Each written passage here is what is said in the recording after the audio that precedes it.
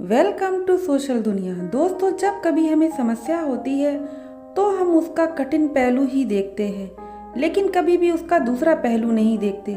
क्या पता दूसरा पहलू समस्या को आसान कर दे। आज मैं इसी से जुड़ी एक कहानी आपको सुनाती हूँ। कहीं एक फादर अपनी किताब को पढ़ने में व्यस्त थे, पर उनका बेटा बार बार आता और उल्टे सीधे सवाल पूछकर उन्हें डिस्टर्ब कर देता। पिता के समझाने और डांटने का भी उस पर कोई असर नहीं पड़ रहा था। तब उन्होंने सोचा कि अगर इस बच्चे को किसी और काम में उलझा दिया जाए तो बात बन सकती है। उन्होंने पास ही पड़ी एक पुरानी किताब उठाई और उसके पन्ने पलटने लगे। तभी उन्हें विश्व मानचित्र छपा दिखा।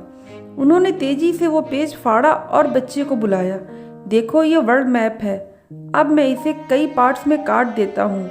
इन्हें तुम टुकड़ों को फिर से जोड़कर वर्ल्ड मैप तैयार करना होगा। और ऐसा कहते हुए उन्होंने ये काम बेटे को दे दिया।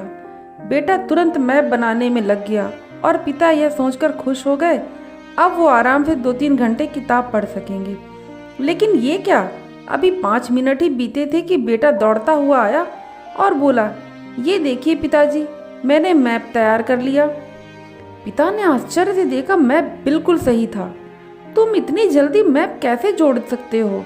ये तो बहुत मुश्किल काम था। हाँ पापा, ये तो बिल्कुल आसान था।